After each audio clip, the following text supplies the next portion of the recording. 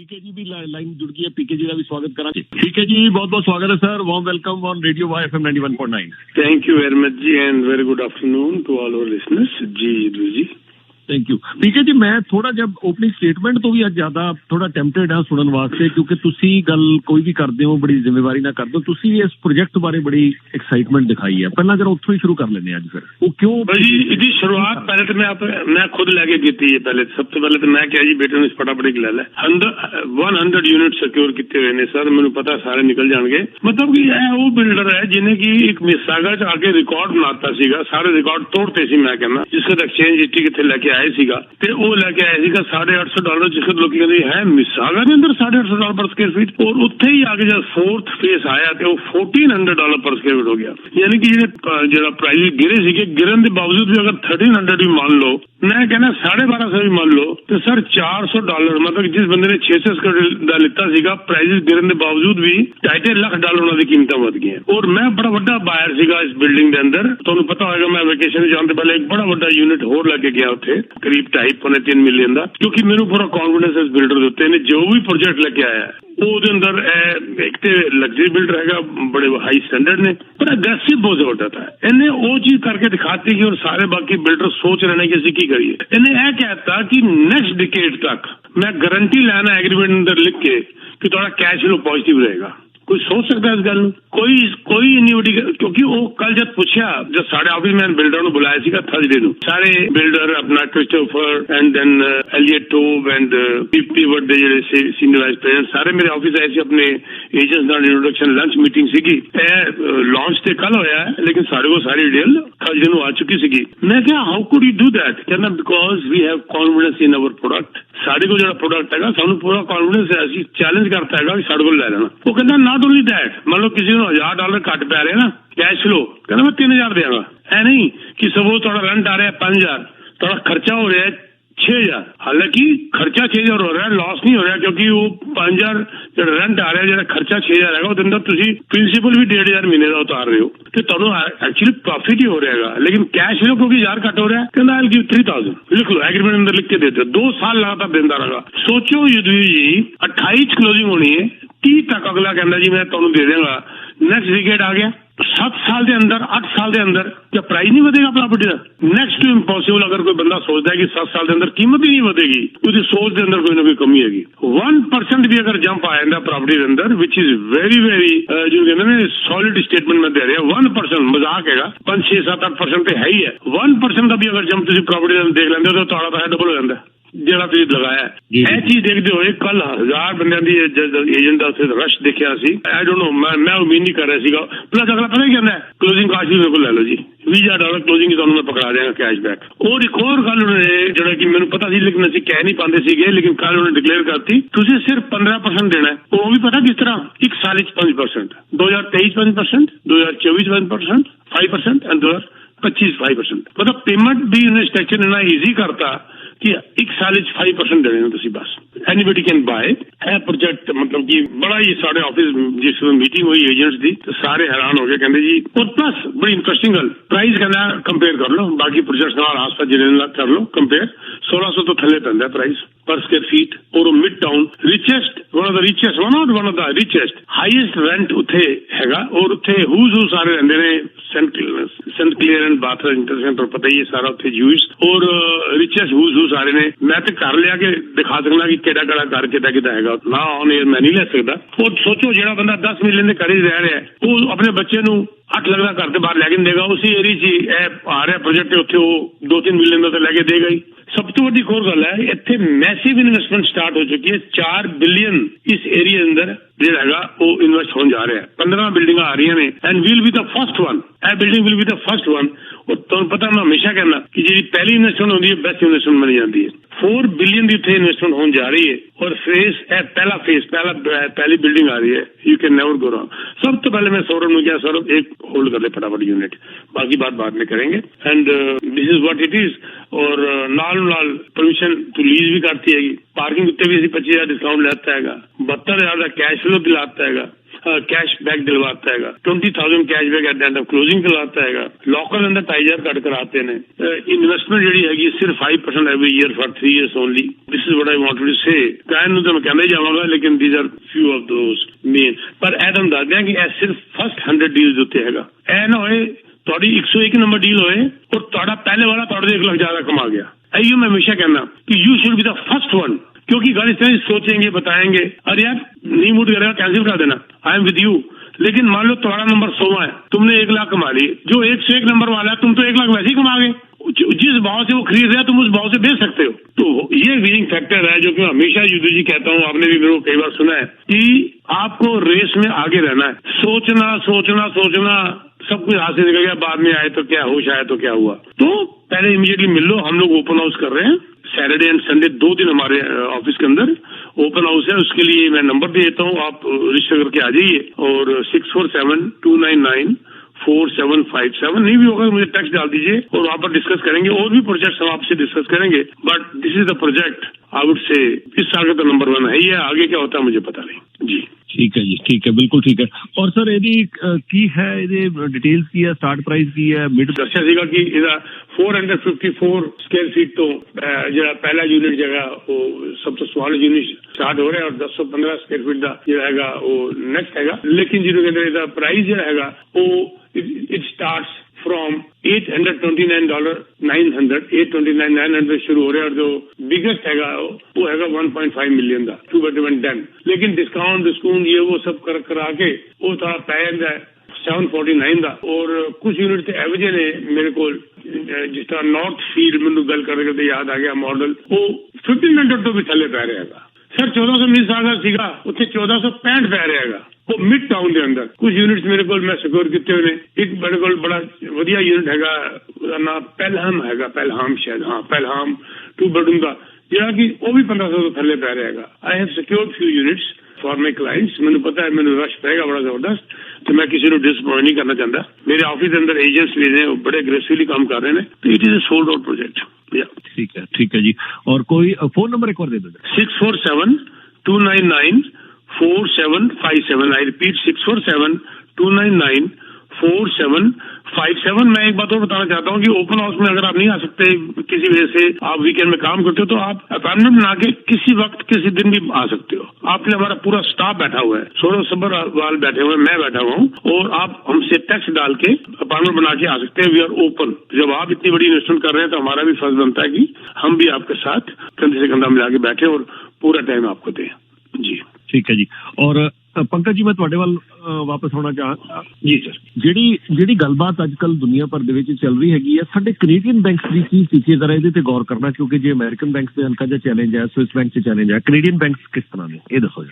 Sir Canadian bank ਸਾਡੇ ਬਹੁਤ strong footing ਤੇ ਬੈਠੇ ਹੋਏ ਨੇ, ਕਿਉਂਕਿ ਬੈਂਕ ਜਿਹੜੇ ਨੇ ਸਾਡਾ ਸਿਸਟਮ ਬਹੁਤ ਅਲੱਗ ਹੈ, ਸਾਡੇ ਰੂਲਸ ਰੈਗੂਲੇਸ਼ਨ ਬਹੁਤ ਅਲੱਗ ਹੈ। ਤੁਹਾਨੂੰ ਧਿਆਨ ਹੋਏਗਾ 2008 'ਚ ਵੀ ਸਾਡਾ ਕੋਈ ਬੈਂਕ ਫੇਲ ਨਹੀਂ ਹੋਇਆ ਸੀਗਾ, ਕਿਉਂਕਿ ਸਾਡਾ ਬੈਂਕ ਜਿਹੜਾ ਹੈ ਪ੍ਰੋਟੈਕਟਡ, ਇਹ ਕਹਿ ਸਕਦੇ ਹਾਂ ਪ੍ਰੋਟੈਕਟਡ ਵੀ ਨਹੀਂ, ਨਾਲ ਨਾਲ ਉਹਨਾਂ ਤੇ ਜਿਹੜੀ ਉਹਨਾਂ ਦੇ ਜਿਹੜੇ ਰੂਲਸ ਰੈਗੂਲੇਸ਼ਨ ਨੇ, ਉਹਨਾਂ ਕੋਲ ਜਿਹੜੀ ਆਪਦੇ ਕੋਲ ਵੀ ਪੈਸਾ ਹੋਣਾ ਚਾਹੀਦਾ ਹੈ ਜਾਂ ਕ੍ਰੈਡਿਟ ਪਿਆ ਹੋਣਾ ਚਾਹੀਦਾ ਹੈ, ਉਹਦੀ ਲਿਮਿਟ ਜ਼ਿਆਦਾ ਨਹੀਂ ਸਾਡੀਆਂ। ਮਤਲਬ ਬੈਂਕ ਐਵੇਂ ਨਹੀਂ ਹੈ ਕਿ ਸਾਰਾ ਕੁਝ ਹੀ ਲੈਂਡ ਕਰ ਸਕਦਾ ਹੈ, ਉਹਨਾਂ ਦੇ ਆਡਿਟ ਹੁੰਦੇ ਰਹਿੰਦੇ ਨੇ ਵੀ ਤੁਹਾਡਾ ਸਿਚੁਏਸ਼ਨ ਕੀ ਚੱਲ ਰਹੀ ਹੈ।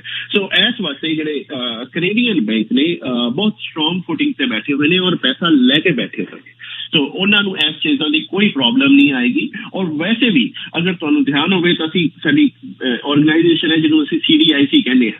ਸੋ ਹਰ ਬੈਂਕ ਦੇ ਬਾਹਰ ਹੁੰਦਾ ਇੱਕ ਸਟੈਂਪ ਲੱਗੀ ਹੁੰਦੀ ਹੈ। ਸੋ ਬੇਸਿਕਲੀ 100,000 ਤੱਕ ਤੁਹਾਡੇ ਬੈਂਕ 'ਚ ਪੈਸਾ ਪਿਆ ਹੋਇਆ ਪ੍ਰੋਟੈਕਟਡ ਵੀ ਹੈ ਉਹ CDIC 'ਚ। ਸੋ ਇਹ ਬਹੁਤ ਸਾਰੇ ਰੂਲਸ ਰੈਗੂਲੇਸ਼ਨ ਜਿਹੜੇ ਨੇ ਸਾਡੇ ਬਹੁਤ ਅਲੱਗ ਨੇ। ਸੋ ਇਸ ਵਾਸਤੇ ਸਾਨੂੰ ਬੈਂਕਿੰਗ 'ਚ ਕੋਈ ਪ੍ਰੋਬਲਮ ਨਹੀਂ ਹੈਗੀ ਜੀ।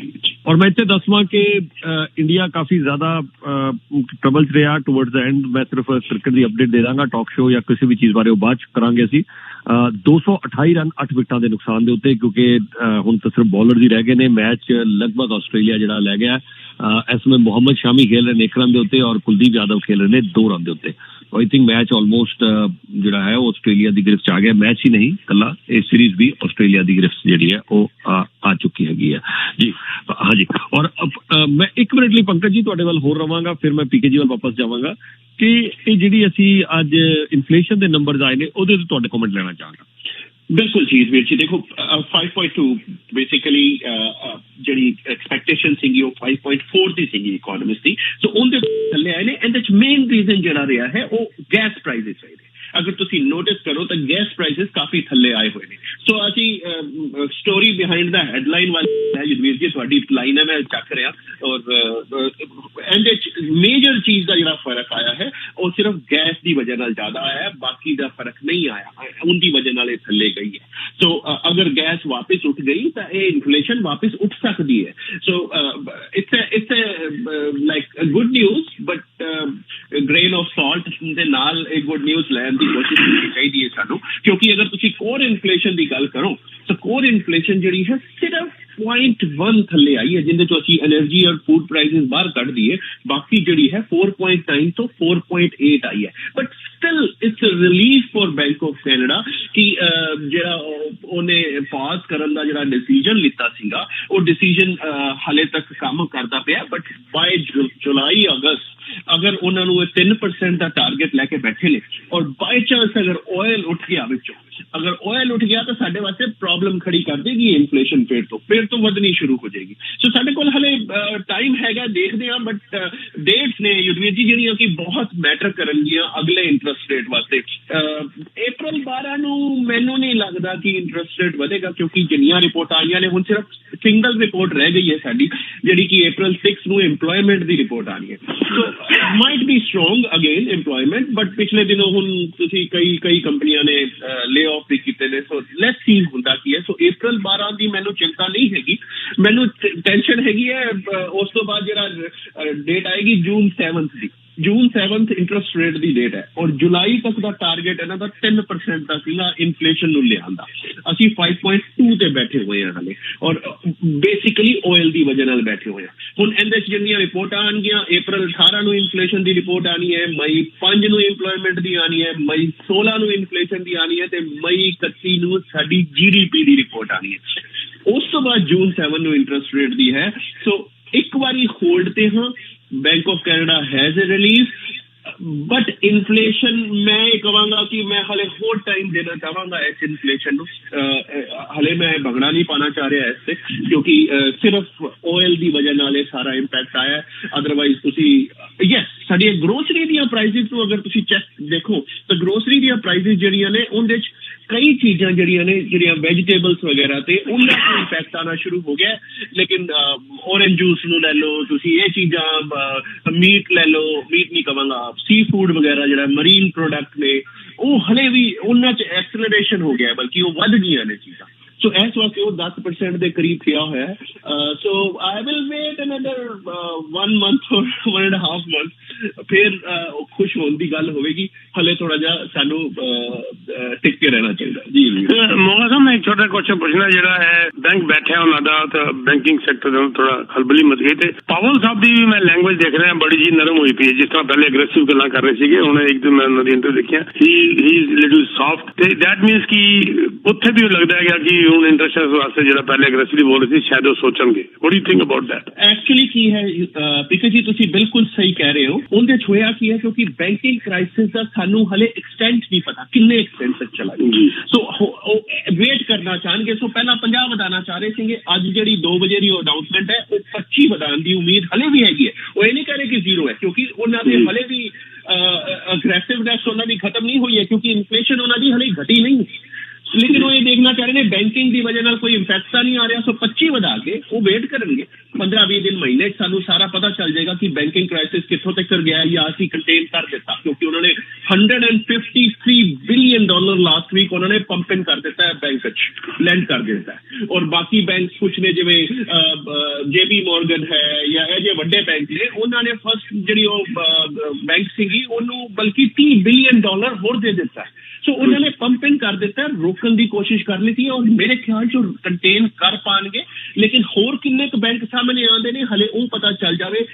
ਮਹੀਨੇ ਦੀ ਗੱਲ ਹੈ ਪੀਕੇ ਜੀ, ਇਨਫਲੇਸ਼ਨ ਉਹਨਾਂ ਦੀ ਘਟਦੀ ਨਹੀਂ ਪਈ। ਅਗਰ ਇਹ ਕ੍ਰਾਈਸਿਸ ਨਹੀਂ ਆਇਆ ਤਾਂ ਅਗਲੇ ਵਾਰੀ ਜਿਹੜੀ ਅਨਾਉਂਸਮੈਂਟ ਹੋਣੀ ਹੈ ਇਹਨਾਂ ਨੇ 50 ਵਧਾ ਦੇਣਾ। ਲੇਕਿਨ ਹੁਣ ਉਹਨਾਂ ਨੂੰ ਰੁਕਣਾ ਪੈ ਰਿਹਾ ਕਿਉਂਕਿ ਉਹਨਾਂ ਨੂੰ ਖੁਦ ਨਹੀਂ ਪਤਾ ਜੀ ਹੋਇਆ ਕੀ ਹਾਲੇ ਤੱਕ। ਜੀ ठीक है जी, ठीक है। और इस दरमियान मोहम्मद शामी ने एक जबरदस्त छक्का मारिया, थोड़ी जी उम्मीद जरूर दी है क्योंकि 39 रन की जरूरत है 3 ओवर के। सो लगभग हर ओवर के इन्होंने 12-13 रन बनाने पैणगे हर ओवर। सो इस पहलियां 3 गेंदा 8 रन बन गए ने। सो इस ओवर के तो ठीक ही चल रहा काम क्योंकि मोहम्मद शामी ने तीसरी गेंद से छक्का लगा दिता। मैं अपडेट तो लगातार साझी करते रहांगा। और मैं इतने जरूर जिक्र कर दिया कि इस हफ्ते असी कुछ स्पैशल प्रोग्रामिंग चैनल वाइज करांगे क्योंकि 2 पंकज जी तुसी बड़िया इंपॉर्टेंट डेट दसियां बट तुहाडे और पीके जी के लिहाज के नाल 2 बड़िया मैं होर इंपॉर्टेंट डेट्स भी दस दिना हैगा। एक असी सारे जानते हैं कल बड़ी इंपॉर्टेंट डेट है 23 मार्च क्योंकि कल साडा प्रोविंशियल बजट आ रहा है। सो असी प्रोग्रामिंग जी पेश करांगे और पीके जी का की कहना है बजट के नाल सहमत है नहीं सहमत है, हाउसिंग के बारे बड़ी गल हुई है, इन्फ्लेशन के बारे। और इस तरह साडा जिहड़ा फैडरल बजट जिहड़ा वो भी आ रहा 28 मार्च नूं। तो 2 बड़िया इंपॉर्टेंट डेट्स इस हफ्ते है। इहदे उत्ते डिटेल्ड जिहड़ा एनालिसिस है वो असी करांगे, तुहाडे लई कल्ली चीज़ ब्रेक डाउन करांगे। पर उहदे विच पीके जी और पंकज जी के कॉमेंट्स बड़े इंपॉर्टेंट रहणगे कि बजट नूं इह प्रोविंशियल बजट और फैडरल बजट नूं किस तरह देख रहे हैं। दोनों ही पासों वादा है, प्रोविंस वालों भी और फैडरल सरकार वालों भी वादे ने कि जिहड़े आम लोग महंगाई दे नाल जूझ रहे हैं, इन्फ्लेशन दे नाल, हाउसिंग दी कॉस्ट है, रेंटल कॉस्ट है, सारा सिलसिला कुछ ना कुछ असीं करांगे। की करांगे वो बजट कल आ रहा है, फिर अगले हफ्ते क्रिस्टिया फिलैन जी बजट पेश कर रहे हैं। साडे दोनों एक्सपर्ट्स तो असीं पुछांगे कि बजट दे नाल तुसीं सहमत हो असहमत हो, किहड़ी चीज़ तुहानूं चंगी लगी, किहड़ी चीज़ तुहानूं माड़ी लगी। वो दोनों चीज़ां असीं जरूर उन्हां तों पुछांगे बजट दे आउण तों बाद। जी हाँ जी जी तुहाडे रेंटल दे उत्ते जिहड़ी गल तुसीं कर रहे ना ਉਹਦੇ ਉੱਤੇ ਮੈਨੂੰ ਗੱਲ याद आ गई। रेंट करते करते यू विल बी सरप्राइज कि 1 साल के अंदर डाउनटाउन टोरंटो के अंदर $400 1 बेडरूम रेंट का किराया बढ़ गया। $400 1 साल के अंदर। मतलब कि एक ही चीज शो कर रही है कि शॉर्टेज से जबरदस्त बनी हुई है। घर की डिमांड ज्यादा है, सप्लाई घट है, चाहे वो इन्वेस्टर है एंड यूजर है। अगर रेंट पे भी कोई लै रहा है तो उस वास्ते इन्वेस्टर चाहिए। $2003 1 बेडरूम अपार्टमेंट का जो रेंट सी डाउनटाउन के अंदर लास्ट ईयर वो बढ़ के हुण 2408 हो चुके हैं सर। $400 प्लस किराया बढ़ गया, रेंट बढ़ गया। एक बड़ा अलार्मिंग जगह जिते ताई है बजट के अंदर कुछ ना कुछ लैके जरूर आएंगे। थोड़ी गल दे मैंने याद आया। नॉट ओनली दैट GTA के अंदर 1 महीने के अंदर $65 एवरेज रेंट बढ़ गया सर 1 महीने के अंदर। और क्योंकि साढ़े बहुत सारे लेसन ब्रैम्पटन के आगे ने मैं दस दिया ब्रैम्पटन के अंदर एक उछाल आएगा रेंट के अंदर। ब्रैम्पटन इसका सब तो घट रेंट के अंदर चल रहा है। 1 बेडरूम एवरेज ब्रैम्पटन की हैगी वो 1780 समथिंग हैगी, जबकि मिसिसागा के अंदर 2200 समथिंग हैगी। मिसिसागा तो $500 के करीब पीछे चल रहा है ब्रैम्पटन। और ब्रैम्पटन जो हैगा मैंने लगता है उछाल हो रहा की उम्मीद हैगी। This is very alarming I think जो फिगर्स है ने and not good at all.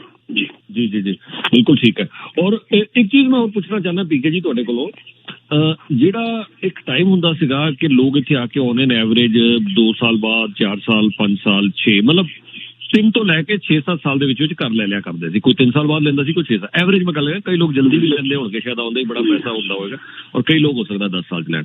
ਉਹ ਜਿਹੜੀ ਚੀਜ਼ ਆ ਅੱਜਕੱਲ ਕਿੱਥੇ ਖੜੀ ਹੈ, ਕਿੰਨੇ ਤੁਸੀਂ ਤਾਂ ਸਾਰੀ ਡੀਲ जी मेरी तो पता की गल है सर 50% बंदे आजकल पैसा लेके आ रहे हैं।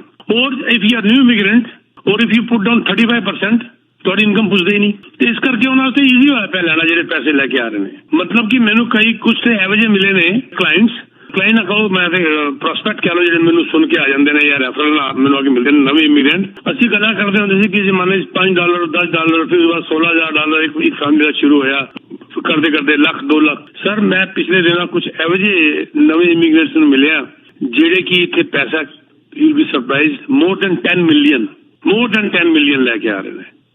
मतलब कई बार हैरानगी होती है कि देखो यार इन्ना पैसा है। कई बार उन्होंने क्वेश्चन भी मजाक में पूछते आने की लोड़ की कहते नहीं यार we want to change our lifestyle. तो उन्होंने वास्ते न्यू इमिग्रेंट वास्ते no income ask 35% down payment इतने आएंगे तुहाडे कोल कल अयाज बांजी उन्होंने क्वेश्चन करना वो जहाँ चंगी तरह एक्सप्लेन कर देंगे इस गल and this is what is happening sir. New immigrants yes कुछ एवरेज भी ने जिन्होंने कोल नहीं हैगा पैसा लियान वास्ते उन्होंने थोड़ी दिक्कत आ रही है। उन्होंने वास्ते तो दोनों पासे दिक्कत आ रही है, खरीदने वास्ते भी दिक्कत आ रही है, रेंट वास्ते भी दिक्कत आ रही है। लेकिन देखो जी तो होएगा पौधे ने भी तुम उखाड़ के अगर दूसरी जगह लगाओगे तो थोड़ी दिन वास्ते तो मुरझाएगा ना, उसके बाद फिर वो खिलेगा। तो दिस थिंग हैपन असी लोग जब आए थे असी लोगों ने स्ट्रगल की सी कि this is part of your planning and we should not be discouraged by that. और मैं तो कहूँगा कि ਤੁਸੀਂ ਕਿਰਾਏ 'ਚ ਰਹਿ ਲਓ ਪਰ ਉਹਦੀ ਉਸ ਟੈਨਸ਼ਨ ਨੂੰ ਘਰ 'ਚ ਨਾ ਲੈ ਕੇ ਆਓ। ਅਗਰ ਉਹ ਟੈਨਸ਼ਨ ਘਰ 'ਚ ਲੈ ਕੇ ਆ ਜਾਓਗੇ ਤੇ ਉਹ ਲਾਈਫ, ਮੈਂ ਇੱਕ ਡਾਇਲੌਗ ਬੜਾ ਫੇਮਸ ਹੈਗਾ, ਮੈਂ ਅਕਸਰ ਕਹਿੰਦਾ ਹੁੰਦਾ, money can bring good living but may not be good life. ਤੇ ਗੁੱਡ ਲਾਈਫ ਜ਼ਿਆਦਾ ਜ਼ਰੂਰੀ ਹੈ, ਲਿਵਿੰਗ ਤਾਂ ਆਪਣੇ ਆਪ ਠੀਕ ਹੁੰਦੀ ਰਹੇਗੀ ਸਰ ਜੀ।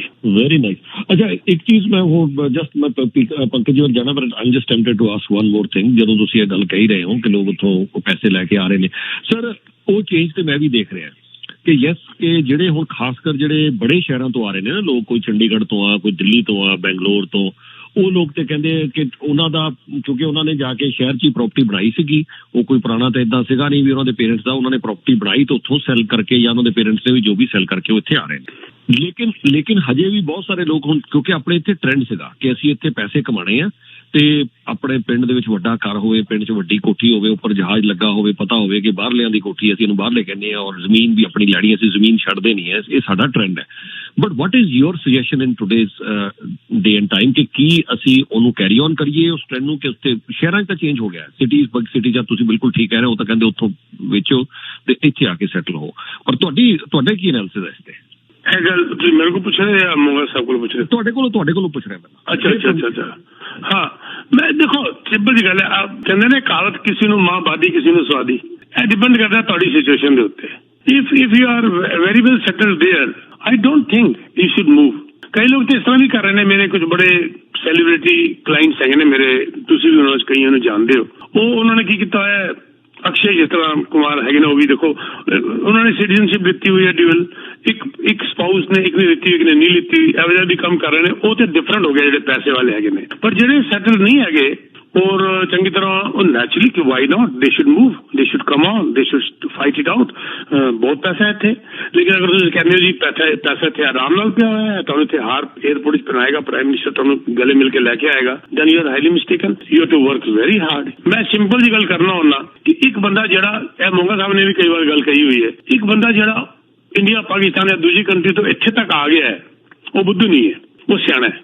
ਔਰ ਉੱਥੇ ਆ ਕੇ ਅਗਰ ਉਹ ਸੈਟਲ ਨਹੀਂ ਹੋ ਪਾ ਰਿਹਾ ਤੇ ਜਾਂ ਤੇ ਉਹਨੂੰ ਲਾਈਟਲੀ ਲੈ ਰਿਹਾ ਜਾਂ ਲੈਥਾਰਜੀ ਹੋ ਚੁੱਕਿਆ ਹੈ। ਅਦਰਵਾਈਜ਼ ਜਿਹੜਾ ਉੱਥੋਂ ਇੱਥੇ ਆ ਗਿਆ ਉਹ ਮਾਰ ਖਾ ਨਹੀਂ ਸਕਦਾ। ਔਰ ਇਸੇ ਕਰਕੇ ਜਿਹੜੇ ਇਮੀਗ੍ਰੈਂਟਸ ਨੇ ਇਸ ਕੰਟਰੀ 'ਚ ਜ਼ਿਆਦਾ ਤਰੱਕੀ ਕਰ ਰਹੇ ਨੇ ਬਜਾਏ ਲੋਕਲ ਬੰਦਿਆਂ ਤੇ ਜੀ। ਠੀਕ ਹੈ, ਨੈਕਸਟ ਕਾਲ ਜੀ ਕਰਮਵੀਰ ਸ਼ੇਰਗਿੱਲ ਜੀ, ਤੁਸੀਂ ਆਉਂਦੇ ਰਹੋ, ਗੋ ਹੈਡ। ਹਾਂਜੀ, ਸਤਿ ਸ੍ਰੀ ਅਕਾਲ ਜਸਵੀਰ ਜੀ, ਪੀਕੇ ਸਾਹਿਬ ਤੇ ਆਪਣੇ ਮੋਂਗਾ ਸਾਹਿਬ, ਸਤਿ ਸ੍ਰੀ ਅਕਾਲ। ਤੇ ਆਪਣਾ ਮੇਰਾ ਪਹਿਲਾ ਕੁਐਸਚਨ ਤਾਂ ਮੋਂਗਾ ਸਾਹਿਬ ਤੋਂ ਆ ਵੀ ਜਿਹੜੀ ਇਹਨਾਂ ਨੇ ਆ ਨੰਬਰ ਆਏ ਆ ਆਪਣੇ ਵੀ ਇਨਫਲੇਸ਼ਨ ਇੰਨੀ ਘਟ ਗਈ ਆ, ਪਰ ਚਲੋ ਆਪਾਂ ਪਹਿਲਾਂ ਹੀ ਗੱਲ ਕੀਤੀ ਸੀ ਜੋਧਵੀਰ ਜੀ ਨੇ ਵੀ ਅੱਜ ਵੀ ਗਰੋਸਰੀ ਵਾਲੀਆਂ ਆਈਟਮਾਂ ਦੇ ਵਿੱਚ ਤਾਂ ਨਹੀਂ ਕੋਈ ਫਰਕ ਪਿਆ ਹਨਾ, ਉਹ ਤਾਂ ਵੱਧਦੀਆਂ ਜਾ ਰਹੀਆਂ ਆ। ਹੋਰ ਕਿਹੜੀਆਂ ਚੀਜ਼ਾਂ ਆ ਜਿਹਨਾਂ ਦੇ ਇਹ ਸਿਰ ਦੇ ਉੱਪਰ ਵੀ ਇਹ ਜਿਹੜੇ ਆંકੜੇ ਦਰਸਾ ਰਹੇ ਆ ਵੀ ਇਹ ਥੱਲੇ ਆਏ ਆ, ਉਹ ਕਿਹੜੀਆਂ ਚੀਜ਼ਾਂ ਆ? ਜੇ ਮੈਂ ਦੇਖਾਂ ਵੀ ਹਜੇ ਤੱਕ ਕੋਈ, ਜੇ ਆਪਾਂ ਕਾਰ ਲੈਣ ਜਾਂਦੇ ਆ ਉਹਦੀ ਅਵੇਲੇਬਿਲਟੀ ਹੈਗੀ, ਉਹ ਵੀ ਮਹਿੰਗਾ ਹੀ ਆ ਕੰਮ। ਜੇ ਟਰੱਕ ਆ ਜੀ, ਕਮਰਸ਼ੀਅਲ ਟਰੱਕ ਲੈਣੇ ਆ, ਉਹ ਵੀ ਜਿੱਥੇ ਵਧੇ ਪਏ ਆ ਉੱਥੇ ਹੀ ਖੜੇ ਆ, ਕੋਈ ਬਿੱਲ ਇੱਕ ਪੰਜੀ ਵੀ ਥੱਲੇ ਨਹੀਂ ਆਈ ਹਨਾ। ਮੈਂ ਜਾਣਨਾ ਚਾਹੁੰਦਾ ਵੀ ਕਿਹੜੀਆਂ ਚੀਜ਼ਾਂ 'ਚ ਇਹ ਕਹਿੰਦੇ ਆ ਵੀ ਇਨਫਲੇਸ਼ਨ ਘਟੀ ਆ, ਵੀ ਇਹਨਾਂ ਦੇ ਆંકੜਿਆਂ ਨਾਲ ਥੋੜਾ ਜਿਹਾ ਮੈਚ ਖਾ ਸਕੇ। ਸਰ ਗੱਲ ਇਹ ਹੈ, ਦੇਖੋ ਮੈਂ ਹੁਣੇ ਇੱਕ ਚੀਜ਼ ਕਹੀ ਹੈ, ਪਹਿਲੀ ਚੀਜ਼ ਤਾਂ ਸਭ ਤੋਂ ਵੱਡਾ ਹੈ ਇਨਫਲੇਸ਼ਨ ਜਿਹੜੀ ਥੱਲੇ ਆਈ ਹੈ, ਇਹਦਾ ਇੰਪੈਕਟ ਜਿਹੜਾ ਆਇਆ ਹੈ ਆਇਲ ਪ੍ਰਾਈਸਿਸ ਦੀ, ਗੈਸ ਪ੍ਰਾਈਸਿਸ ਦੀ ਵਜ੍ਹਾ ਨਾਲ ਆਇਆ ਹੈ। ਤੁਸੀਂ ਗੈਸ ਪ੍ਰਾਈਸ ਵੇਖ ਸਕਦੇ ਹੋ, ਅੱਜ 1.30 ਦੇ ਕਰੀਬ ਖੜਾ ਹੋਇਆ ਹੈ ਬੇਸਿਕ ਜਿਹੜਾ ਆਪਾਂ ਪਾਉਂਦੇ ਆ, ਤੇ ਕਿੱਥੇ ਅਸੀਂ $2 ਤੋਂ ਉੱਪਰ ਨਿਕਲ ਗਏ ਸੀ। ਸੋ ਗੈਸ ਨੇ ਬਹੁਤ ਵੱਡਾ ਇੰਪੈਕਟ ਦਿੱਤਾ ਹੈ। ਦੂਜੀ ਚੀਜ਼ ਹੈ ਟਰਾਂਸਪੋਰਟੇਸ਼ਨ, ਅਗਰ ਗੈਸ ਸਸਤੀ ਹੋ ਰਹੀ ਹੈ ਤਾਂ ਟਰਾਂਸਪੋਰਟੇਸ਼ਨ ਸਸਤੀ ਹੋ ਰਹੀਆਂ ਨੇ। ਤੁਸੀਂ ਬੈਸਟ ਬਾਏ ਗੁਲ ਜਾਓ, ਸੋਫਾ ਕੋਈ ਹੈ ਜੇ ਸੋਫਾ ਜਿਹੜੇ ਵਿਕਦੇ ਨੇ ਜਾਂ ਫਰਨੀਚਰ ਹੈ, ਕਿਤੇ ਵੀ ਗੁਲ ਜਾਓ, ਪ੍ਰਾਈਸਿਸ ਥੱਲੇ ਆ ਚੁੱਕੇ ਨੇ। ਟਰੱਕ, ਹੁਣੇ ਤੁਸੀਂ ਟਰੱਕ ਦੀ ਗੱਲ ਕਹੀ ਹੈ ਸਰ, ਮੈਂ ਐਗਰੀ ਨਹੀਂ ਕਰ ਰਿਹਾ ਤੁਹਾਡੀ ਉਸ ਚੀਜ਼ ਤੇ, ਕਿਉਂਕਿ ਟਰੱਕ ਦੇ ਪ੍ਰਾਈਸਿਸ ਥੱਲੇ ਆ ਚੁੱਕੇ ਨੇ। ਕਿਉਂਕਿ ਟਰੱਕ ਪਹਿਲਾਂ ਲੱਖ, ਸਵਾ ਲੱਖ ਦੇ ਨਹੀਂ ਉਸਨੇ ਵੀ ਨਹੀਂ, ਉਹਨੇ ਦੇ ਵੀ ਨਹੀਂ ਮਿਲਦੇ ਪਏ ਸੀਗੇ, ਹੁਣ ਉਹ 70, 60, 80 ਇਸ ਰੇਂਜ 'ਚ ਆ ਗਏ, ਉਹਨਾਂ ਦੇ ਪ੍ਰਾਈਸ ਵੀ ਥੱਲੇ ਆਏ ਨੇ। ਇਹ ਨਹੀਂ ਹੋ ਸਕਦਾ। ਕਾਰਾਂ, ਯੂਜ਼ਡ ਕਾਰ ਦੇ ਪ੍ਰਾਈਸਿਸ ਥੱਲੇ ਆ ਗਏ ਨੇ, ਯੂਜ਼ਡ ਕਾਰ ਮਿਲਣੀਆਂ ਸ਼ੁਰੂ ਹੋ ਗਈਆਂ ਨੇ। ਯੈਸ, ਉਨੀਆਂ ਥੱਲੇ ਨਹੀਂ ਆਈਆਂ ਜਿਹੜੀਆਂ ਕਿ ਪਹਿਲਾਂ ਸੀਗੀਆਂ, ਤਾਂ ਸਾਨੂੰ ਇਸ ਵਾਸਤੇ ਲੱਗਦਾ ਕਿ ਨਹੀਂ ਹਲੇ ਵੀ ਥੱਲੇ ਨਹੀਂ ਆਈਆਂ, ਲੇਕਿਨ ਉਹ 1000, 2000, 4000 ਦਾ 5000 ਦਾ ਫਰਕ ਵੀ ਪੈ ਜਾਵੇ ਨਾ, ਤਾਂ ਉਹ ਥੱਲੇ ਆ ਰਿਹਾ। ਤਾਂ ਹੀ ਤਾਂ ਅਸੀਂ ਹਲੇ 5.2 ਤੇ ਬੈਠੇ ਹਾਂ ਸਰ, ਸਾਡੀ ਇਨਫਲੇਸ਼ਨ ਤਾਂ 2% ਤੇ ਸੀਗੀ ਪਹਿਲਾਂ। ਸੋ ਅਸੀਂ ਹਲੇ ਵੀ ਬਹੁਤ ਥੱਲੇ ਜਾਣਾ ਸਾਨੂੰ। ਹਲੇ ਅਸੀਂ 8.1 ਤੋਂ 5.2 ਤੇ ਆਇਆ, ਲਗਭਗ 3% ਥੱਲੇ ਆਇਆ, ਹਲੇ 3% ਹੋਰ ਥੱਲੇ ਜਾਣਾ। ਯੈਸ 100% ਐਗਰੀ ਕਰਦਾ ਤੁਹਾਡੇ ਨਾਲ। ਫੂਡ ਪ੍ਰਾਈਸਿਸ ਤਾਂ ਪਿਛਲੇ 2 ਵੀਕ 3 ਵੀਕ ਪਹਿਲਾਂ ਵੀ ਅਸੀਂ ਗੱਲ ਕੀਤੀ ਸੀਗੀ ਸਰ। ਫੂਡ ਪ੍ਰਾਈਸਿਸ ਦਾ ਇੰਟਰਵੈਂਸ਼ਨ ਚਾਹੀਦੀ ਹੈ ਕਿਉਂਕਿ ਉਹਨਾਂ ਨੇ ਬੁਲਾਇਆ ਸੀਗਾ ਸੀਈਓਜ਼ ਨੂੰ ਸਾਰਿਆਂ ਨੂੰ ਪਾਰਲੀਮੈਂਟ ਦੇ ਸਾਹਮਣੇ, ਲੇਕਿਨ ਉਹਨਾਂ ਨੇ ਕੀ ਕਰਨਾ, ਉਹ ਪ੍ਰਾਈਵੇਟ ਨੇ। ਇੱਥੇ ਤਾਂ ਕੁਛ ਨਾ ਕੁਛ ਕਰਨਾ ਪਏਗਾ ਤਾਂ ਕਿ ਸਿਚੁਏਸ਼ਨ ਠੀਕ ਕੀਤੀ ਜਾ ਸਕੇ। ਹੁਣ ਪਿਛਲੇ ਦਿਨੋਂ ਦੀ ਰਿਪੋਰਟ ਸੀਗੀ ਯੁਧਵੀਰ ਜੀ, ਤੁਸੀਂ ਤਾਂ ਪੜ੍ਹੀ ਹੋਵੇਗੀ, ਉਹ ਇੰਨਾ ਦੁੱਧ ਵੇਸਟ ਹੋ ਰਿਹਾ ਕਿ ਉਹ ਫੈਂਕ ਰਹੇ ਨੇ ਦੁੱਧ ਜੀ ਮਾਰਕੀਟ 'ਚ ਨਾ ਆਵੇ। ਹਾਂਜੀ ਇੱਕ ਹੋਰ ਸੀ ਮੁੰਗਾ ਸਾਹਿਬ, ਤੁਹਾਡੀ ਗੱਲ ਦਿੱਤੀ ਆ। ਹਾਂ ਮੈਂ ਮੰਨਦਾ ਉਹ ਥੋੜਾ ਜਿਹਾ ਆਪਾਂ ਯੂਜ਼ਡ ਵਾਲੀਆਂ ਚੀਜ਼ਾਂ ਤੇ ਤਾਂ ਆ ਰਿਹਾ, ਪਰ ਕੀ ਕਾਰਨ ਆ ਵੀ ਬ੍ਰੈਂਡ ਨਿਊ ਜਿਹੜਾ ਟਰੱਕ ਉਹ ਅੱਜ 2.25 ਲੱਖ ਦਾ ਜਿਹੜਾ ਚਲੇ ਗਿਆ ਉਹ ਹਜੇ ਤੱਕ ਥੱਲੇ ਨਹੀਂ ਆ ਰਿਹਾ। ਜਿੱਦਾਂ ਪਹਿਲੋਂ ਜੇ ਆਪਾਂ ਲਾਈਏ ਵੀ 19 ਦੇ 20 ਦੇ ਵਿੱਚ ਇਹੀ ਟਰੱਕ ਜਿਹੜੇ 170 ਦੇ 165 ਦੇ 160 ਦੇ ਮਿਲ ਰਹੇ ਸੀ ਹਨਾ ਜੀ ਤੇ ਉਹਦੇ ਹਾਂਜੀ ਉਹ ਬਿਲਕੁਲ ਸਹੀ ਹੈ ਹਲੇ, ਲੇਕਿਨ ਉਹ ਚੀਜ਼ਾਂ ਹਲੇ ਧੀਰੇ ਧੀਰੇ ਥੱਲੇ ਆਣਗੀਆਂ ਤਾਂ ਹੀ ਅਸੀਂ 5.2 ਤੇ ਬੈਠੇ ਹਾਂ, ਅਸੀਂ 2% ਤੇ ਨਹੀਂ ਬੈਠੇ ਹਲੇ। ਤਾਂ ਇੰਪੈਕਟ ਸ਼ੁਰੂ ਹੋਇਆ। ਤੁਸੀਂ ਜਨਵਰੀ ਤੋਂ ਲੈ ਕੇ ਹੁਣ ਤੱਕ ਅਗਰ ਦੇਖੋ 3 ਮਹੀਨਿਆਂ 'ਚ ਥੋੜੀ ਜਿਹੀ ਥੱਲੇ ਆਈ ਹੈ, ਇਹ ਜਾਨੀ ਹੈ ਕਿ ਬਹੁਤ ਜ਼ਿਆਦਾ ਥੱਲੇ ਆ ਗਈ। ਸੋ ਇਹ ਚੀਜ਼ਾਂ ਥੱਲੇ ਆਉਣਗੀਆਂ ਜਦੋਂ ਡਿਮਾਂਡ ਘਟਣੀ ਸ਼ੁਰੂ ਹੋਵੇਗੀ।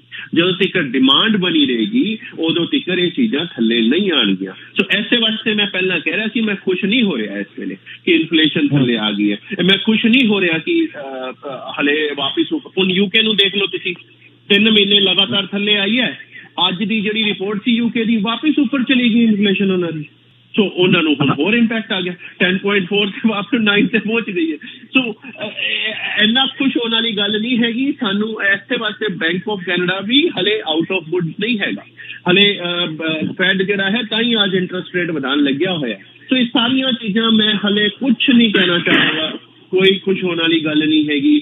ਇਹ ਚੀਜ਼ਾਂ ਨੂੰ ਰੋਕਣ ਵਾਸਤੇ ਜਿਵੇਂ ਤੁਸੀਂ ਗੱਲ ਕਰ ਰਹੇ ਹੋ, ਟਰੱਕ 2,20,000 ਤੇ ਪਿਆ ਹੈ। ਯੈਸ, ਇਹਨੂੰ ਥੱਲੇ ਆਉਣ ਵਾਸਤੇ ਉਹਨਾਂ ਨੂੰ ਹਲੇ ਹੋਰ ਇੰਪੈਕਟ ਪਾਣਾ ਪੈ ਸਕਦਾ ਹੈ।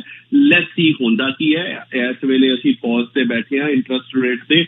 ਅਪ੍ਰੈਲ 'ਚ ਵਧਣ ਦੀ ਕੋਈ ਉਮੀਦ ਨਹੀਂ ਹੈਗੀ ਹਲੇ ਤੱਕ, ਲੇਕਿਨ ਜੂਨ ਦਾ ਡਰ ਮੈਨੂੰ ਹਲੇ ਵੀ ਲੱਗਿਆ ਹੋਇਆ ਕਿਉਂਕਿ ਅਗਰ ਅਸੀਂ 3% ਦੇ ਟਾਰਗੇਟ ਦੇ ਕਰੀਬ ਨਹੀਂ ਆਏ, ਜਿਹੜਾ ਕਿ bank of Canada the target ਹੈ जुलाई अगस्त का, अगर उसके नजदीक नहीं पहुंचे और अगर गैस प्राइसेस कितने ऊपर चलिया गया, गैस प्राइसेस ऊपर चलन जान तो झटका लग सकता है जी। आज सऊदी और डिसाइड कर लैन ओपेक प्लस वाले जी सानू होर कमाना है, कल सवेरे उठ के वो शेख साहब कह दें जी असी तो रेट आ देने।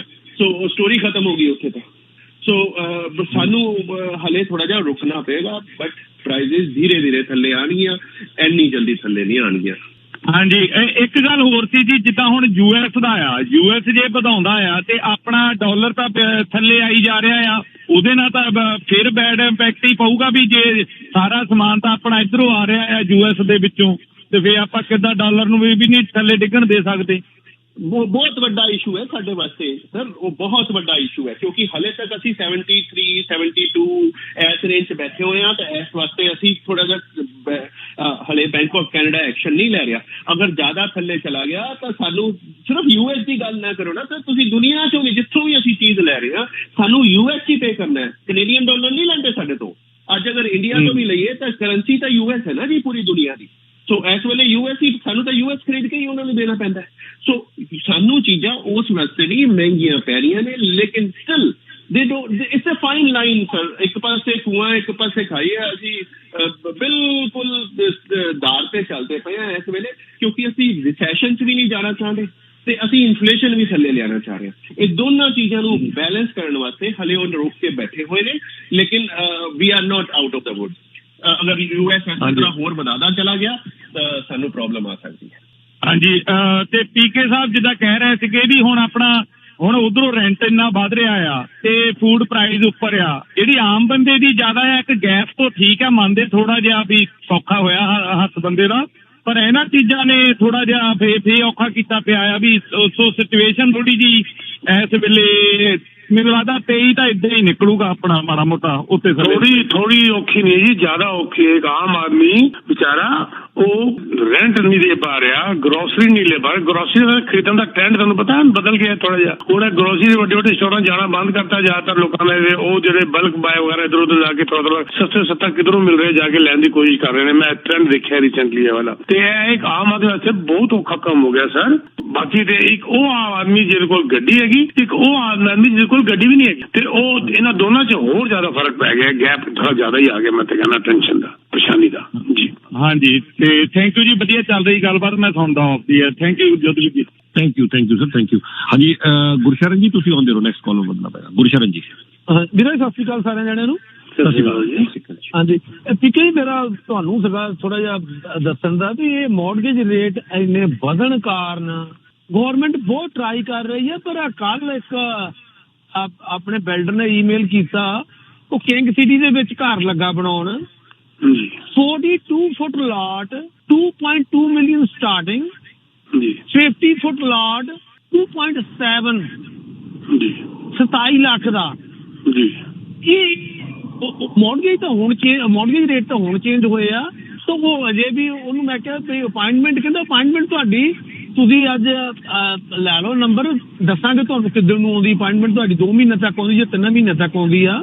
ਤੇ ਪ੍ਰਾਈਸ ਤਾਂ ਫਿਰ ਥੱਲੇ ਆਈ, ਪ੍ਰਾਈਸ ਹੋਰ ਸਰ ਹਾਈ ਬਣਾ ਰਹੇ ਨੇ। ਮੈਂ ਹਮੇਸ਼ਾ ਕਹਿੰਦਾ ਕਿ ਬਿਲਡਰ ਕੋਲੋਂ ਜਿਹੜਾ ਤੁਸੀਂ ਲੋ ਰਾਈਜ਼ ਦੀ ਮੈਂ ਗੱਲ ਕਰ ਰਿਹਾ, ਬਿਲਡਰ ਦੇ ਪ੍ਰਾਈਸ ਔਰ ਮਾਰਕੀਟ ਦੇ ਪ੍ਰਾਈਸ ਅੰਦਰ 15 ਤੋਂ 20% ਦਾ ਫਰਕ ਹੈਗਾ। ਆਈ ਸਟਰੋਂਗਲੀ ਰਿਕਮੈਂਡ ਕਿ ਤੁਸੀਂ ਅਗਰ ਲੋ ਰਾਈਜ਼ ਲੈਣਾ ਚਾਹੁੰਦੇ ਹੋ, ਤੁਸੀਂ ਬਿਲਡਰ ਕੋਲ ਇਸ ਵਾਰ ਨਾ ਜਾਓ, ਤੁਸੀਂ ਓਪਨ ਰੀਸੇਲ ਮਾर्केट तो लो। हालांकि उत्थे भी मल्टीपल ऑफर सिचुएशन बन चुकी है इस वक्त, लेकिन स्टिल दोज आर चीपर। अच्छा, दूसरी गल है जो इंटरेस्ट रेट मॉडल कर रहे हो सर, चाहे प्राइम नहीं कटिया, चाहे ओवरनाइट उत्थे ही 4.5, लेकिन बैंकों ने रेट बड़ा जबरदस्त घटाता है। कितने 5 ईयर 5.5 5.6 तक चला गया सीगा, आज 5 ईयर के अंदर 4.5 उत्ते तुहानू दे रहे हैं। 1% तो ज्यादा इन्होंने इंटरेस्ट रेट घटाता है बैंकों ने। ये दो नजरिए देख लो, एक तो वैसे घट गया, चलो जी तुहानू सस्ता पै गया, लेकिन इसका क्लीयर इंडिकेशन आ रहा है कि बैंकों को पता कि इंटरेस्ट रेट थले आने वाला है, पहले लॉक कर दो लोगों को। हुण ईमेल लोगों को आनी शुरू हो गई ने कि you are paying very high very well, ते आ जाओ तुसीं फिक्स कर लो, तुहानू 4.5 तक तुहानू बेस्ट रेट देंगे। क्यों? क्योंकि बैंक कहता है यार कल नूं एवें इंटरेस्ट रेट घट जाए तो पहले लोगों को 5-5 साल से लॉक कर लो। मैं हमेशा बैंक के नजरिए तो रिवर्स चल जाना, जिस बैंक कहता जी लॉक कर लो, असं नहीं करते, क्योंकि वो भी तो देख रहे हैं, उन्होंने बंदे भी बैठ के देख रहे हैं अगे की होने वाला है। और एक गल तुहानू अज होर दस दिया, असीं कह रहे थे ना जी B20 रूल, ये रूल वो रूल, ये तो थोड़ी लीनियंसी आनी चाहिए है। हालात जेडे बैंकों के होए ने अमेरिका च और दूसरी कंट्री जेडे मोगा साहब ने बड़ा चंगी तरह बहुत नाइसली इन्होंने एक्सप्लेन किया। सर मैनू यह डाउट हो गया कि बहुत जल्दी है जी उन्होंने मीटिंग होनी है, B20 रूल शायद होर सख्त कर देंगे, उत्थे होर क्राइसिस बनेगा। असीं तो लूज करने की गल कर रहे थे ना कि जी उत्ते प्राइम +2 ਉਹਦੇ ਉੱਤੇ ਇਹਨਾਂ ਦਾ ਨਹੀਂ ਹੁੰਦਾ, ਸੌਰੀ ਜਿਸ ਇੰਟਰਸਟ ਰੇਟ ਉੱਤੇ ਮਿਲ ਰਿਹਾ ਉਹਦੇ ਉੱਤੇ +2 ਦੇ ਉੱਤੇ ਉਹ ਚੀਜ਼ ਖਤਮ ਹੋਣ ਵਾਲੀ ਹੈ। ਮੈਨੂੰ ਲੱਗਦਾ ਹੈ ਕਿ ਇਹਦੇ ਤੇ ਸਖਤੀ ਹੋਰ ਆਏਗੀ, ਜ਼ਿਆਦਾ ਦੂਰ ਨਹੀਂ, ਜੁਲਾਈ ਤੋਂ ਪਹਿਲੇ ਮੈਨੂੰ ਇਹ ਡਾਊਟ ਹੋਣਾ ਸ਼ੁਰੂ ਹੋ ਗਿਆ ਜੀ। ਫਿਰ ਤਾਂ ਇਹਦਾ ਮਤਲਬ ਤਾਂ ਫਿਰ ਹੋਰ ਮਹਿੰਗਾ ਹੋਊਗਾ ਕੰਮ ਸਾਰਾ ਕੁਝ, ਬਿਲਕੁਲ ਹੋਰ ਲੈਣਾ ਔਖਾ ਹੋ ਜਾਏਗਾ ਲੋਕਾਂ ਵਾਸਤੇ, ਹੋਰ ਔਖਾ ਹੋ ਜਾਏਗਾ। ਇਹ ਜਿਹੜੇ ਹਾਲਾਤ ਨੇ ਬੈਂਕਾਂ ਦੇ ਬਣੇ ਹੋਏ ਪਲੱਸ ਜਿਹੜਾ ਟੋਟਲ ਇਕਨੋਮੀ ਦੇ ਬਣੇ ਹੋਏ ਨੇ, ਮੈਨੂੰ ਤਾਂ B20 ਰੂਲ ਹੋਰ ਸਖਤ ਆਉਂਦਾ ਨਜ਼ਰ ਆ ਰਿਹਾ ਹੈ। ਮੈਂ ਇੱਕ ਤੋਂ ਜ਼ਿਆਦਾ ਹਿੰਟ ਪੜਿਆ ਵੀ ਹੈਗਾ ਜੀ। ਓਕੇ ਜੀ, thanks. I think tomorrow is the right time। युगीर जी अयाज बंजी को क्वेश्चन जरा करना तुसी ਇਹ ਵਾਲਾ क्वेश्चन अगर तुसी करो ਉਹਨਾਂ ਕੋਲੋਂ ਤੇ ਉਹਨਾਂ ਦੇ व्यू ਲੈਣਾ ਜੋ मैं गल ਕੀਤੀ ਅੱਜ। ठीक B20 ਦੇ ਉੱਤੇ B20 श्योर। नेक्स्ट कॉल जी हामिद जी, तुसी ऑन दे रहो। हामिद जी को। हाँ जी, मुझे पंकज साहब से सवाल है। मेरा सवाल ये है कि अभी आपने बोला था कि उन्होंने बिलियंस ऑफ डॉलर जो US में बैंकों को इंजेक्ट किए, तो फिर अगर वो इन्फ्लेशन कंट्रोल करना चाह रहे हैं तो अगर वो इतना पैसा इंजेक्ट करेंगे तो इन्फ्लेशन कैसे कंट्रोल होगी? क्योंकि आप तरफ बैंक को पैसा दे रहे हैं, दूसरी तरफ इंटरेस्ट बढ़ा रहे हैं, तो ये कोई मुझे समझ नहीं आ रही बात, थोड़ा एक्सप्लेन करेंगे जी। बिल्कुल, पैसा इंजेक्ट इकोनॉमी में मतलब लोगों को नहीं दी गया खर्चा करने के लिए सर। ये पैसा जब उनको क्रंच आया किसी बैंक को, वो बैंक्रप्सी में ना चला जाए, लोगों के अकाउंट में जो पैसे पड़े हैं वो खत्म ना हो जाए, ये उसके लिए उनको एक लाइफलाइन दी गई है। It's a landing basically. ये नहीं है कि उनको पैसा दे दिया गया खर्चने के लिए, उनको लैंड किया गया है जो कि उनको वापस देना है जैसी उनकी सिचुएशन ठीक होती है। So it's not going in economy पूरी तरह से, इसलिए इस पे इन्फ्लेशन नहीं बढ़ेगी। Hello, thank you. अगली कॉल में बढ़ते जी। गिरीश जी तुसी ऑन करो। गिरीश जी को। हाँ जी मोगा जी, नमस्कार जी। नमस्कार सर। मंगा जी, सवाल ये है कि अगर मान लो आपकी गाड़ी तो चल रही है 100 किलोमीटर पर आवर से और मुझे आपको पकड़ना है तो मैं चला रहा हूँ 50 किलोमीटर पर आवर से, राइट जी, या 50 से 60 पहुंच जाते तो मैं तो आपको कभी पकड़ नहीं पाऊंगा, तो वो तो बड़ी मुश्किल है ना। वो मैं इन्फ्लेशन और रेट की बात कर रहा हूँ। पहला पॉइंट ये है। मेरे को समझ में आ गया सर, बट मैं अब इसका जवाब दे सकता हूँ। हाँ जी, एक और सवाल है बस, उसके बाद फोन रखता हूँ, मैं सुन लेता हूँ। मैं दूसरा ये है कि जो ये इन्फ्लेशन कर रहे हैं इसमें रेंट का कितना वो है, रेंट और मॉर्गेज का, इसका ही बहुत बड़ा हाथ है। अगर इसी को काबू में कर लें तो जिंदगी थोड़ी आसान नहीं हो जाएगी जी सबकी। थैंक यू सो मच जी। पहले वाले का जवाब देता हूँ। इंटरेस्ट रेट बढ़ाने का मतलब ये हुआ था, मैंने ये एग्जांपल पहले भी दिया था। एक गाड़ी बहुत जोर से जा रही है, उसके आगे आप स्पीड ब्रेकर लगा रहे हैं, बेसिकली 100 की स्पीड पे जा रहे हैं। Interest rates are the speed breaker, और ऊपर से उसके ऊपर भार फेंका जा रहा है गाड़ी के ऊपर से लाइक कुछ चीजें फेंकी जा रही है और आगे आगे स्पीड ब्रेकर लगाए जा रहे हैं, और पीछे से इंटरेस्ट रेट थोड़ा थोड़ा बढ़ाया जा रहा है। तो इसलिए बढ़ाया जा रहा है क्योंकि वो 100 से नीचे आ जाएगी और स्पीड ब्रेकर उसके लिए काम करेंगे। दूसरी चीज आपने जो बोला ये रेंट के लिए, yes it can be done, but उन चीजों को कंट्रोल कैसे किया जाएगा? अब पीके जी ने भी बताया $400 बढ़ गया उस रेंट का। अगर मैं अब इंटरेस्ट रेट बढ़ा दूंगा, अगर किसी बंदे के पास $400 देने के लिए है ही नहीं तो वो उस मकान में जाएगा ही नहीं। वो बोलेगा भाई साहब बाहर उसने तो 400 बढ़ा दिया है, लेकिन जब लोगों के पास पैसा ही नहीं होगा उतना खर्चने के लिए, वो कहेंगे उसका मकान खाली पड़ा रहेगा। एक महीने भी खाली पड़ा रहा तो अपने यहाँ 300 पे आ जाएगा, अपने आप 200 बढ़ाएगा उस पर। तो ये सारी चीजें इसी पे मैटर करती हैं कि हम लोगों के हाथ से पैसा खींच लें, और लोगों के हाथ से पैसा खींच सकते हैं हम इस इंटरेस्ट रेट बढ़ा के। सो वो इस चीज की जा रही है। ठीक है जी, थैंक यू वर्मा जी। और समय सानू होर याद नहीं दे रहा। पीके जी विल स्टार्ट विद यू। कोई प्रोजेक्ट या तुसी आज बड़ा वधिया दस्सिया या कोई भी तुसी जानकारी देनी है तो प्लीज। जी, मैं फिर इस रेगलन हाउस की बात करूंगा। रेगलन हाउस कॉन्डोज इंटरसेक्शन जिसका है Saint Clair and Bathway street, rich area, बहुत रिच एरिया माना जाता है। यहाँ पर हुज बहुत रहते हैं यहाँ पर। और जैसे मैंने कहा था पिछली बार, जैसे ग्लेन हिल का जो मैंने कॉन्डो बताया था, ये भी उसी एरिया के आसपास है सारा। ये इसके लिए हम लोग ओपन हाउस कर रहे हैं सैटरडे संडे को 2 दिन लगातार हमारे ऑफिस में। बिल्कुल फोन करके अपॉइंटमेंट बना लीजिए। अपॉइंटमेंट नहीं से रजिस्टर कर दीजिए। ओपन हाउस के लिए कभी भी आ सकते हैं। वी आर देयर 5 घंटे के लिए। तो उसके लिए सब इन्फॉर्म कर दीजिए कि we are coming, that's all. ताकि क्योंकि उस दिन बिल्डिंग बंद होती है तो उसका मेन डोर खोलना होता है आपके लिए, और बाकी उसके लिए आपको बता देंगे सारा कि किस तरीके से आगे आपने कॉल करनी है and somebody will come down and open the door. और उसके अलावा भी अगर कोई सैटरडे संडे को नहीं आ सकता तो वो अपॉइंटमेंट बना के आ सकता है, रजिस्टर कॉल करके बता सकता है कि हम कब आ रहे हैं। We are there. बिल्कुल आज से ही वहीं पर हमारे लोग बैठे हुए। और ये Raglan house, I think this will be project of at least this year. बाकी आगे कोई और चल जाए तो अलग है। 100,000 तक का इसके अंदर जो है इंसेंटिव हम क्रेडिट वगैरह बिल्डर से दिलवा रहे हैं। और सिर्फ आपने 5% एवरी ईयर देना है। टोटल 15%, 5% 2023, 5% 2024, 5% 2025। क्लोजिंग में 20,000 का कैशबैक भी बिल्डर से दिलवा रहे हैं। 3,000 तक का आपको रेंट के ऊपर बिल्डर से दिलवा रहे हैं पर मंथ, ताकि आपका कैश फ्लो नेगेटिव आप सोच ही ना सकें, पॉजिटिव कैश फ्लो। और देखो इधर 7-8 साल के बाद क्या कीमत नहीं बढ़ेगी? ये सोच वाली बात ही नहीं है। कोई भी क्या रेंट नहीं बढ़ेगा? आज का रेंट और 7 साल के बाद का रेंट, कोई सोच सकता है कि 1 साल में 400 रेंट बढ़ रहा है? मैं कहता हूँ 7 साल के बाद भी 400-500 बढ़ गया तो आपको तो वैसे ही पॉजिटिव सब कुछ हो गया। तो ये बहुत ही इंटरेस्टिंग ये बिल्डिंग आई है, हाई एंड बिल्डिंग है। तो इसके लिए आप हमें कंटेक्ट कर सकते हैं। और भी प्रोजेक्ट्स हैं, जब आप सैटरडे संडे को ओपन हाउस में आएंगे वो भी डिस्कस कर सकते हैं आपके साथ। 647-299-4757। I repeat 647-299-4757। And you can also visit teamsabarwal.com। मैं जाते हुए बता दूं कि बहुत सारे ऐसे एजेंट्स हैं जिन्होंने हमें कंटेक्ट किया है, जिनके पास डायरेक्ट एक्सेस नहीं है, हमें कंटेक्ट किया है, हम उनको कोऑपरेट कर रहे हैं, हम उनको दे रहे हैं। No worries, you can contact us, we will get you. मेरे पास मैंने 100 फर्स्ट यूनिट जरूर बेचने, तो इसलिए आप मुझे कंटेक्ट कर सकते हैं। Thank you very much Yudhvir ji. बहुत शुक्रिया जी, थैंक यू सो मच।